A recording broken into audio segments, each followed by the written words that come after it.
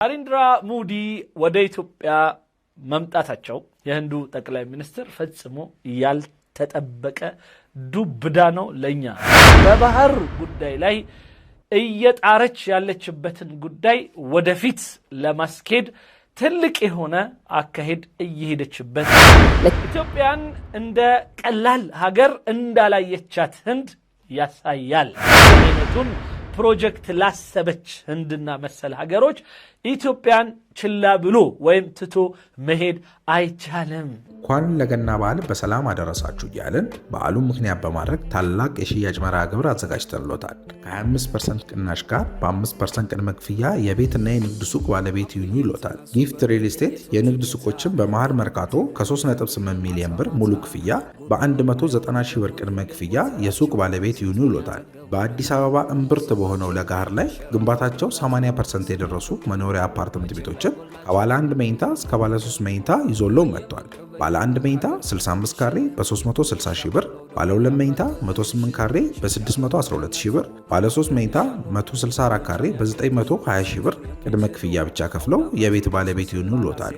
ይፍጠኑ፣ ብልሆች ነገን ዛሬ ይገነባሉ። ለበለጠ መረጃና ለሳይት ጉብኝት በ0981 83 42 52 ይደውሉ። ጊፍት ሪል ስቴት።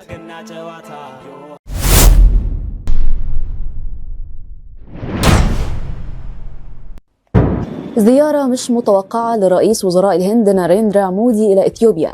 ናሬንድራ ሞዲ ወደ ኢትዮጵያ መምጣታቸው የህንዱ ጠቅላይ ሚኒስትር ፈጽሞ ያልተጠበቀ ዱብዳ ነው ለኛ። الأولى من نوعها لمسؤول هندي بالمستوى ده. በዚህ ደረጃ አንድ የህንድ ትልቅ ባለስልጣንን ሲቀበሉና አቀባበል ሲያደርጉለት የመጀመሪያ ነው። إنها ما كانتش مجرد زيارة بروتوكولية أو በፍጹም ግን ፕሮቶኮላዊ የሆነ ኖርማል የሆነ ጉብኝት ግን አይደለም። مجاملات دبلوماسية ወይም ደግሞ የዲፕሎማሲያዊ እንዲሁ አንዳንድ አካሄድማ አይመስልም። بالعكس كانت أشبه بإعلان دخول رسمي للهند إلى قلب إفريقيا. ለአፍሪካ ህንድ ያላትንና ህንድ ወደ አፍሪካ ልብ ውስጥ በደንብ በኢትዮጵያ በኩል እየገባች መሆኑን የሚያሳይ እንጂ من أوسع أبوابه. ያውም በሰፊው الاستقبال كان لافت، المراسم كانت ضخمة، አቀባበሉ በጣም ገራሚ ነበር። እንደገና በሴሪሞኒና በነበረው ፏፈሽ በጣም ከፍ ብለዋል። وقرار رئيس الوزراء الإثيوبي أبي أحمد بمنح مودي وسام نيشان إثيوبيا ما كانش خطوة. ሌላው ቀርቶ የኢትዮጵያ ኒሻን ተሸላሚ አድርጎ ሲያቀርቡት አይተናል። ጠቅላይ ሚኒስትሩ ይህንን የህንድ ጠቅላይ ሚኒስትር ورمزية وخلاص، لكنه كان رسالة واضحة إن العلاقة بين البلدين دخلت مرحلة جديدة. ስለዚህ እንዲህ አይነቱ ነገሮች በሙሉ ዝም ብሎ የተደረጉ እንዳይመስላችሁ በጣም ብዙ የተለያዩ ስምምነቶች በውስጡ የተደረገበት ነው። أعمق وأخطر ومرتبطة مباشرة بمعركة النفوذ اللي شغالة دلوقتي في القرن الأفريقي والبحر الأحمر. ኢትዮጵያ በተለይ በአፍሪካ ቀንድ በተለይም በባህር ጉዳይ ላይ እየጣረች ያለችበትን ጉዳይ ወደፊት ለማስኬድ ትልቅ የሆነ አካሄድ እየሄደችበት ነው። اللي حصل في أديس أبابا ما ينفعش يتقري بمعزل عن السياق الإقليمي والدولي الحالي. ስለዚህ አሁን ላይ በዓለም አቀፉም ይሁን በአካባቢ ጉዳይ ኢትዮጵያ ከተያዘችው አጀንዳ የራቀ ነው። ከህንዱ ጋራ ያደረጉት ውይይትም ሆነ ሂደት ብሎ ማሰብ አይቻልም። العالم كله بيمر بإعادة توزيع نفوذ طرق تجارة بتتغير قوة صعبة. ስለዚህ የንግዱ አካሄድ እየተቀየረ የተለያዩ አሰላለፎች እየተቀየሩ የኃይል ሚዛኖች እየተቀየሩ ያሉበት ዓለም ላይ እንዲህ አይነቱ እንቅስቃሴ በቀላሉ ሊታይ አይችልም። بتدور على مساحات جديدة، وأفريقيا بقت الساحة المفتوحة اللي كل اللاعبين الكبار عايزين يحجزوا فيها مكان بدري. ስለዚህ እንደ ኢትዮጵያ አይነቷ ሀገር ከትላልቅ ሀገሮች በተለይም እዚህ አካባቢ ላይ የፖለቲካ እጆቻቸውን በተቻለ አቅም ለራሳቸው አጀንዳ ወይም ለራሳቸው የፖለቲካ ሚዛን በደንብ ለማድረግ እና ለማገዝም በዛም ምክንያት እንደዛው እገዛ ለማግኘት የሚፈልጉ ኃይሎች በሙሉ ማንንና እንዴት እንደሚይዙ በሚሯሯጡበት ወቅት ያወቀበት ብቻ ይጠቀማቸዋል። هند اللي اقتصادها بيجري بسرعة ومكانتها السياسية بتكبر قررت إنه وقت هند በጣም ኢኮኖሚዋ እያደገ በዓለም ላይ ያላት ትልቅ የሆነ ቦታ በስትራቴጂም ሆነ በፖለቲካ እየተመነደገ ያለች ሀገር እዚህ አካባቢ እንዲህ አይነቱን እንቅስቃሴ ስታደርግ ቀላል ተደርጎ ሊታይ الرج خلص وإن لازم يكون ليها موطئ قدم قوي في إفريقيا ስለዚህ በጣም ጠንካራ የሆነ በአፍሪካ ሁለት እግሮቿን የምታስቀምጥበት ቦታ ትፈልግ ነበር። ኢትዮጵያን አድርጋለች። وإثيوبيا كانت الاختيار الأمثل. ዋና እንደ ትልቅ ምሳሌያዊ የመጀመሪያ አገር በአፍሪካ ህንድ የኢትዮጵያን የመረጠች ይመስላል። ايه اللي جاب الهند لإثيوبيا؟ ስለዚህ እንጠይቅ ህንድን ኢትዮጵያ ምን አመጣት? ده مش سؤال ساذج، بالعكس ده مفتاح ፍጹም እንዲህ አይነቱ ጥያቄ ዝም ብሎ ቀለል ተደርጎ የሚታይ እንዳይመስላችሁ። فهم المشهد كله. الهند شايفة إثيوبيا مش مجرد دولة أفريقية، ኢትዮጵያን እንደ ቀላል ሀገር እንዳላየቻት ህንድ ያሳያል። لكنها بوابة جغرافية وسياسية واقتصادية ለፖለቲካዋ፣ ለኢኮኖሚዋ፣ ለተለያዩ የስትራቴጂ የሆነ ሌላ የአፍሪካ ሀገር ጋር ግንኙነቷ ዋና በር አድርጋ ይዛታለች። دخول عمق القارة خصوصا القرن الأفريقي اللي بقى مركز تقاطع لمصالح دولية معقدة. በጣም ውስብስብ ለሆነው የአፍሪካ ቀንድና ከሱ በኋላ ላሉት ሀገራቶች በሙሉ የመክፈቻ በር የመግቢያ በር የሆነውን ኢትዮጵያን መያዟ ነው ህንድ። إثيوبيا دولة تعدادها السكاني ضخم. ኢትዮጵያ በህዝብ ብዛቷ በጣም ትልቅ ቁጥር ያላት ሀገር፣ موقعها حساس وتأثيرها الإقليمي واضح. ያለችበት የጂኦግራፊ አቀማመጥ በጣም ወሳኝ እንዲሁም وعندها طموح تلعب دور أكبر. حساس وتأثيرها الإقليمي واضح. በአካባቢው ላይ ያላት ተጽዕኖ ግልጽ እና ማሻማ وعندها طموح تلعب دور أكبر من حجم أزماتها الداخلية. ስለዚህ ውስጧ ካለው የተለያዩ አንዳንድ ግጭቶች ውጪ በሌላው ግን ከፍተኛ የሆነ እምቅ አቅም ያላትና ትልልቅ የሆኑ ሚናዎችን በዓለምም በአካባቢው መጫወት የምትችል ሀገር እንደሆነች ህንድ ተረድታለች። بالنسبة للهند دي فرصة نادرة تجمع بين السوق والنفوذ والسياسة والأمن. ስለዚህ ለህንድ በአካባቢው ላይ የበላይ የሆነ አንድ ነገር ለማድረግ በኢኮኖሚም በፖለቲካም ባላት የተለያዩ እዚህ አካባቢ እጅ ሰፋ ያለ በርን በትክክል መርጣለች። እኔ የሚገርመኝ ይሄንን ኢትዮጵያዊ ቢለው ኖሮ ምናልባት ትንሽ አጋኗል፣ የሆነ ነገር ጨምሯል፣ እንደው ትንሽ አበዛው፣ ለራስ ቆርሶ አሳንሱ ነው እል ነበር። ግን ግብፃዊት ናት ይሄን የምትለው። ስለዚህ ምንም ማድረግ አይቻልም። አንዳንድ ግብጾች ከአንዳንድ ባንዳ ይሻላሉ ላለው ብዙ ጊዜ ባንዳዎች ስለ ኢትዮጵያ ሲጠቅሱ ኢትዮጵያ እንዲህ ናት ምናምን ጋምቤላ ምናምን ይላል። ከዛ አማራ ምናምን ፋኖ ሸኔ ምናምን እያስቸገረ እንዴት ብሎ ነው ኢትዮጵያ እንደ ሀገር የምትቆጥሩት ይለናል። ልክ ነው፣ እንደዚህ አይነት ችግሮች አሉ። ነገር ግን ኢትዮጵያ አሁንም ከነዚህ ሁሉ ትልቅ ናት። ኢትዮጵያ እዚህ ውስጥ ካሉት የሚጠቀሱ ነገሮች እና ከሚከሰቱ ነገሮች ሁሉ በላይ ናት። ኢትዮጵያ ብዙ ነገርም ጥሩ ነገር አላት፣ በጣም ብዙ። ስለዚህ ያንን ማየት ግድ ይላል። አይንን መጨፈን ወይም በእነዚህ ነገሮች የተነሳ ኢትዮጵያን ጨለማ አድርጎ መሳል ነውር ነው። ሌላው ሀገር እንኳን እንደዛ አልቻለም ማለት ይህን ያህል ኢትዮጵያን ሞከሩ። በትግራዩ ጦርነት ጊዜ ሞከሩ፣ በአማራው ጉዳይ ላይ በተፋፋመበት ጊዜ ሞከሩ፣ ሌላም ጊዜ ሞከሩ። ኢትዮጵያ ምንም የፈረሰች የወደቀች ሀገር ናት ብለው ሊገልጹ ሞከሩ። ከዛ ሳይውት አልሆነም፣ አልቻሉም። ኢትዮጵያ ከዚህ የባሰ ጊዜ አሳልፋለች። ያለ ኃይለ ሥላሴ መሪዋ ብቻዋን ኖራለች። መሪዎቿ በሙሉ ተበታትነው በጎበዝ አለቃዎች ብቻ እየተመራች ጣሊያንን እየተዋጋች ኢትዮጵያ ራሷን ጠብቃ ኖራለች።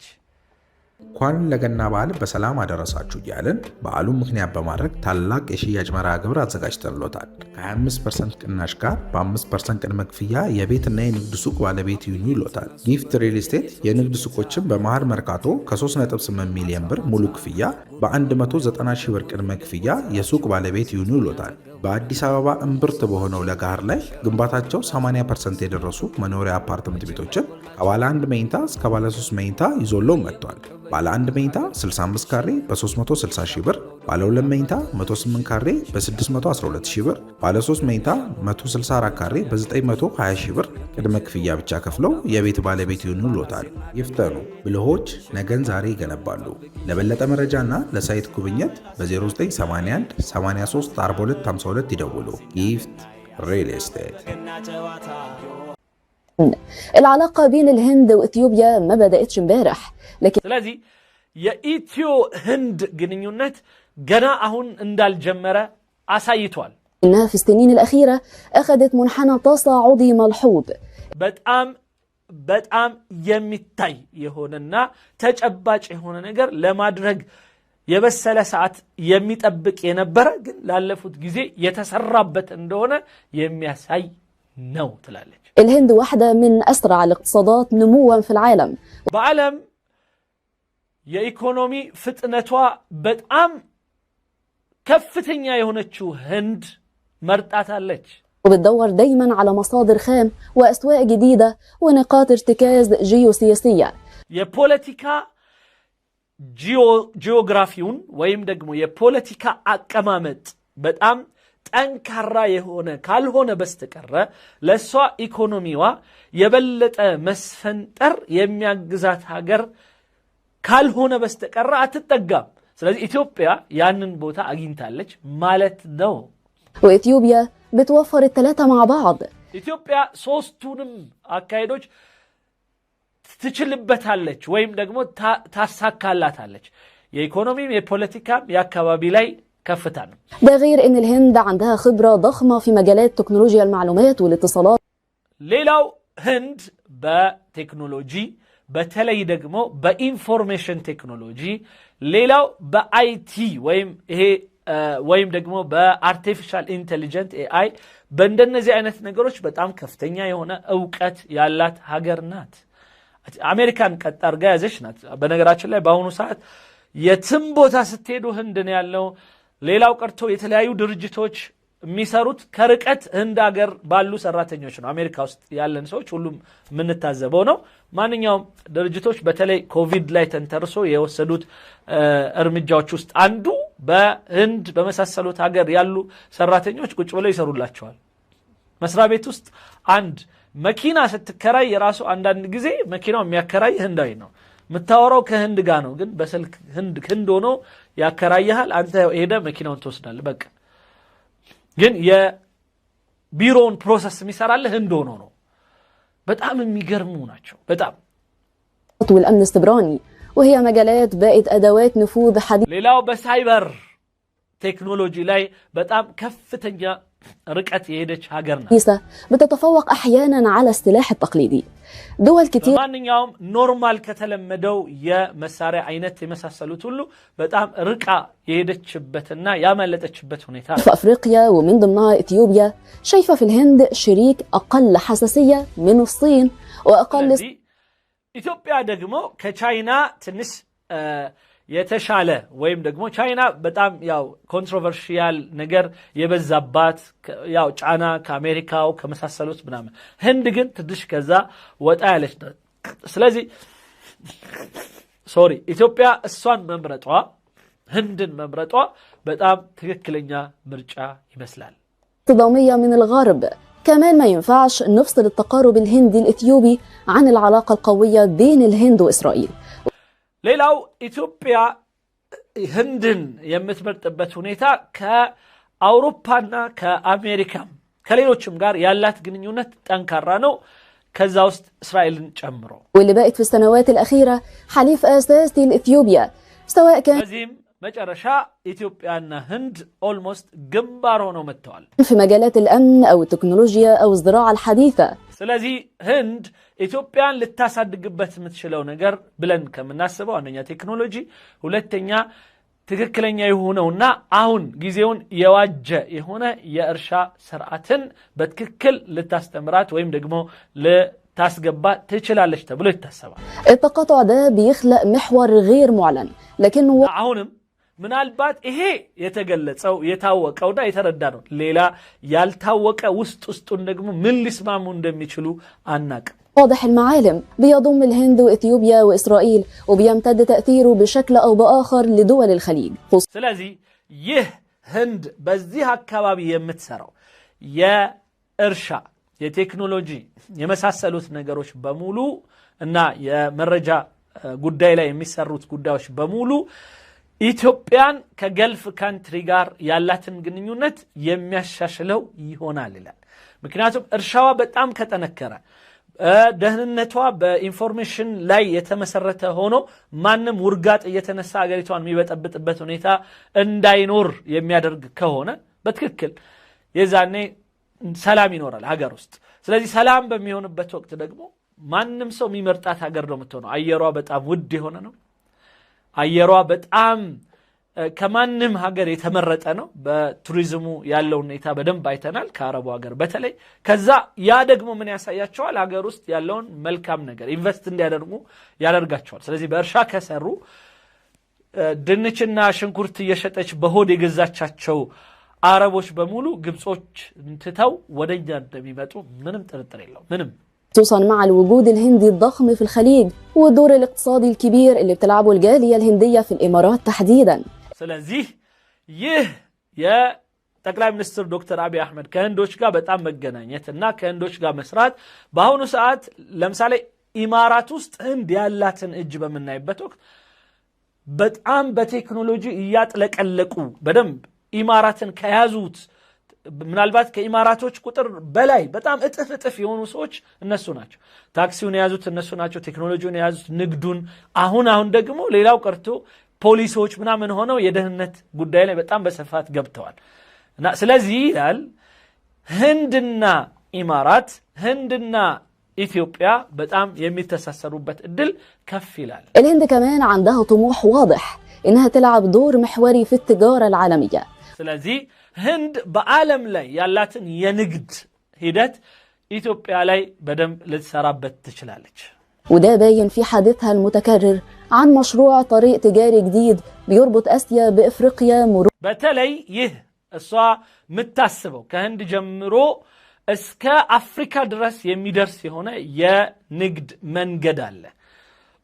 አሁን ግብጽ በስዊስ ካናል በኩል ሁሉ ነገር ካላለፈ በስተቀር ብላ ጉሮሮዋ ላይ ለመቆም ስታስብ ህንድ እየተበቀለች ነው አሁን እያለች ያለችው ማለት ነው። ግብጽንም ያካተተ ነይ አንቺም ግቢና አብረን በዚህ ጉዳይ ላይ እንስራበት ከህንድ ጀምሮ እስከ አፍሪካ ድረስ የሚያስተሳስር የሆነ ብሪጅ ልስራ ህንድ ያለችው ይህንን ነው። ግን ይህንን ግብጽ አትፈልግም። ምክንያቱም ሁሌ ብቻ በል ስለሆነች دورا بالخليج في منافسة مباشرة مع المبادرات الصينية وبغطاء سياسي. هند كچاينا ጋር ከሌሎችም ጋር ተባብራ የኢኮኖሚ ጉዳይ ላይ ብቻ ከፍ ለማለት የምትሄድበት ርቀት أمريكي واضح. المشروع ده مش مجرد خطوط شحن لكنه مشروع نفوذ كامل እና ይህ ምናልባት ህንድ ከራሷ ጀምሮ እስከ አፍሪካ የደረሰ የሆነ የንግድ መስመርን ማስኬድ በዛውም هند بعالم لا يلاتن بوتا كف لما دق مهنو قلصنو تشمل موانئ وبنية تحتية واتفاقات سياسية وشراكات. بزيه هدت وسط تادع يودب يا عكبابي متلالفيا قداوش لاي يا بريج يا مساسة النازل كله سممنتوش لما درجنا لمساكات يا بوليتيكا تسسر يا تلايو يا ايكونومي تسسر يسفل لقاتل النية. وإثيوبيا رغم إنها دولة حبيسة إلا إنها نقطة مركزية في الربط بين شرق إفريقيا والبحر الأحمر. إثيوبيا من كوان زجاجر بتهونم نجرجن يمسرقون أفريقيا كبحر مادو يالوتن هجرات يمتستساسر ليو أفريقيا بوتا يازج هجرات. وده بيخليها عنصر لا غنى عنه في أي مشروع من النوع ده. ስለዚህ እንዲህ አይነቱን ፕሮጀክት ላሰበች ህንድና መሰል ሀገሮች ኢትዮጵያን ችላ ብሎ ወይም ትቶ መሄድ አይቻልም። من هنا بقى نفهم ليه الاستثمارات الهندية في إثيوبيا مش ለዚህ ነው ኢትዮጵያን ህንድ የመረጠቻት ለምን እንደሆነ የምንረዳው። عشوائية. مئات الشركات الهندية شغالة هناك في قطاعات مختارة بعناية. ስለዚህ አሁን ላይ ህንድ በኢትዮጵያ ብዙ ካምፓኒዎችን ይዛ ገብታ ከዚህ በፊት ሰራ እንደነበረው እያስፋፋች ትገኛለች። قطاع التعدين في الصدارة وده مش غريب የመጀመሪያው በማዕድን ላይ በደንብ ትሰራለች። لأن الهند محتاجة معادن نادرة وحيوية لتغذية صناعاتها المتطورة. ምክንያቱም ህንድ በጣም ትላልቅ የሆኑ የኢንዱስትሪ ፕሮጀክቶች አሏት። ለዛ ሮ ማቴሪያል ወይም እንደ ብረት የመሳሰሉት ነገሮች በጣም ያስፈልጋል። ከዛ አንፃር ብዙ ነገሮች ከኢትዮጵያ ተወስደ من تكنولوجيا واتصالات لحد طاقة وصناعات عسكرية. በዛው በጣም ትላልቅ የሆኑ ፕሮጀክቶች ስላላትና የኢነርጂ ጋር ከተለያዩ ሌሎች ነገሮች ጋር የተያያዙ አሁንም ለኢንዱስትሪዋ ግብአት የሆኑ ነገሮች ኢትዮጵያ ውስጥ እንደምታገኝ ታውቃለች። እንኳን ለገና በዓል በሰላም አደረሳችሁ እያልን በዓሉን ምክንያት በማድረግ ታላቅ የሽያጭ መርሃ ግብር አዘጋጅተንሎታል። ከ25% ቅናሽ ጋር በ5% ቅድመ ክፍያ የቤትና የንግድ ሱቅ ባለቤት ይሁኑ ይሎታል። ጊፍት ሪል ስቴት የንግድ ሱቆችን በመሃል መርካቶ ከ3.8 ሚሊዮን ብር ሙሉ ክፍያ በ190 ሺህ ብር ቅድመ ክፍያ የሱቅ ባለቤት ይሁኑ ይሎታል። በአዲስ አበባ እምብርት በሆነው ለጋር ላይ ግንባታቸው 80% የደረሱ መኖሪያ አፓርትመንት ቤቶችን ከባለ 1 መኝታ እስከ ባለ 3 መኝታ ይዞለው መጥቷል። ባለ 1 መኝታ 65 ካሬ በ360 ሺህ ብር፣ ባለ 2 መኝታ 108 ካሬ በ612 ሺህ ብር፣ ባለ 3 መኝታ 164 ካሬ በ920 ሺህ ብር ቅድመ ክፍያ ብቻ ከፍለው የቤት ባለቤት ይሆኑልዎታል። ይፍጠኑ፣ ብልሆች ነገን ዛሬ ይገነባሉ። ለበለጠ መረጃና ለሳይት ጉብኝት በ0981 83 42 52 ይደውሉ። ጊፍት ሪል ስቴት